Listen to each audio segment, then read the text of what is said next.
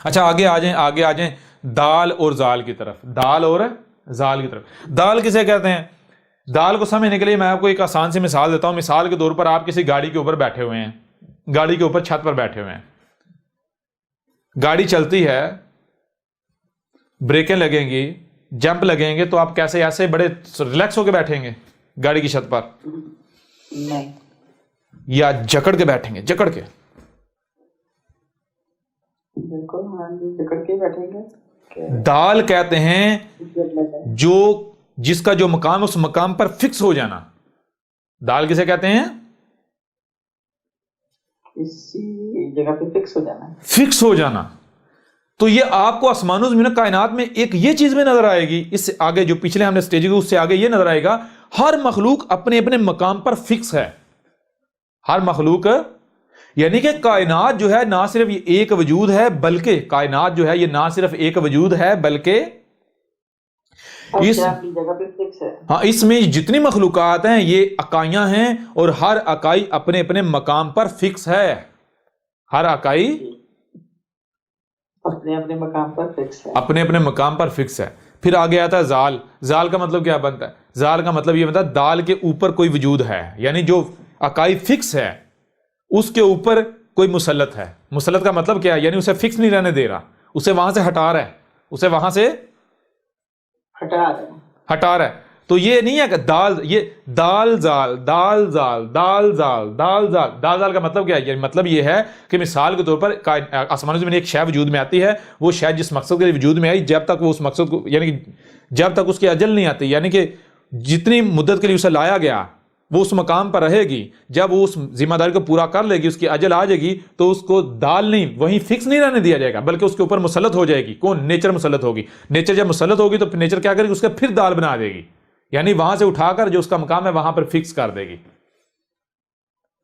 پھر فکس کر دے گی, وہاں سے اٹھا کر پھر فکس کر دے گی. مطلب کیا؟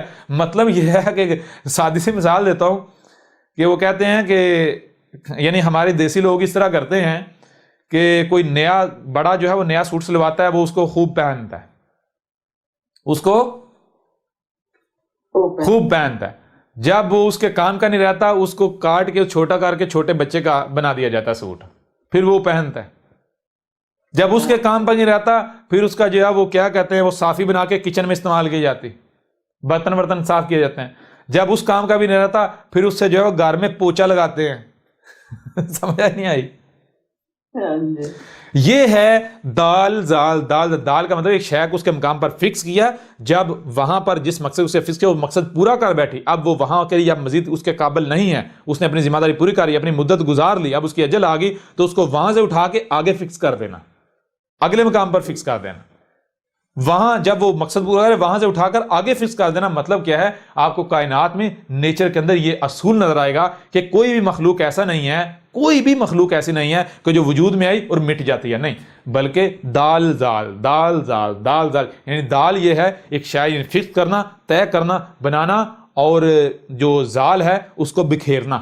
اسی زال سے ذرہ, زال سے ذرہ, ذرہ سے زراعت. سمجھ آ رہی نہیں آ رہی؟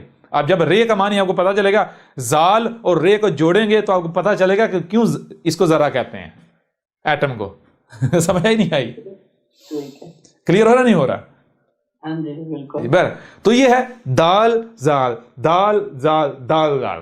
اچھا, اب ایک چیز, یہ دوسری چیز آپ کو نظر آئے گی, وہ آئے گی کہ ہر مخلوق جب رکی ہوئی نہیں ہے بلکہ سفر کر رہی ہے. ہر مخلوق سفر کر رہی ہے, ایک ذرہ بھی نہیں رکا ہوا. سفر, اب سفر دو طرح کا ہے, سفر دو طرح کا ہے. ایک سفر یعنی ہر مخلوق یا سموتھلی آگے وقت کی پٹی پر جا رہی, ایک تو وہ سفر ہے. دوسرا سفر وہی جیسے دال زال والا سفر ہے. دوسرا سفر کون سا؟ جو دال زال والا ہے, یعنی ایک مخلوق کو ایک مقام سے اٹھا کر آگے لے جایا جاتا ہے, وہاں سے پھر اٹھا کر آگے لے جایا جاتا ہے, وہاں سے پھر اٹھا کر آگے لے جایا جاتا ہے. کلیئر ہو رہا نہیں ہو رہا؟ تو یہ جو رے ہے, رے کہتے ہیں بہنے کو, جاری ہونے کو, چلنے کو, آگے چلنا, سفر کرنا, ٹریول کرنا. جیسے مثال کے طور پر آپ اگر غور کریں, بچپن میں جو گاؤں وغیرہ سے تعلق رکھتے ہیں کہ جب برسات کا موسم ہوتا تھا اور کچی جو اونچی جگہ ہوتی تھی گیسی بنا لیتے تھے. کیا کر لیتے تھے؟ ہاں جی تو سلائیڈ بنا کے اس سے پھر گھسیٹیاں لیتے تھے. ٹھیک. ہاں جی تو جب گھسی لیتے تو کیسے آتے تھے نیچے؟ ایسے بالکل رے کی طرح آتا تھا یا نہیں؟ بالکل. رے یہ ہے، رے اسے کہتے ہیں، اسے پھسلتے چلے جانا. یعنی کہ آپ کو نظر ہے کائنات میں سونے زمین میں ہر مخلوق ایسے گویا کہ پھسلتی چلی جا رہی ہے.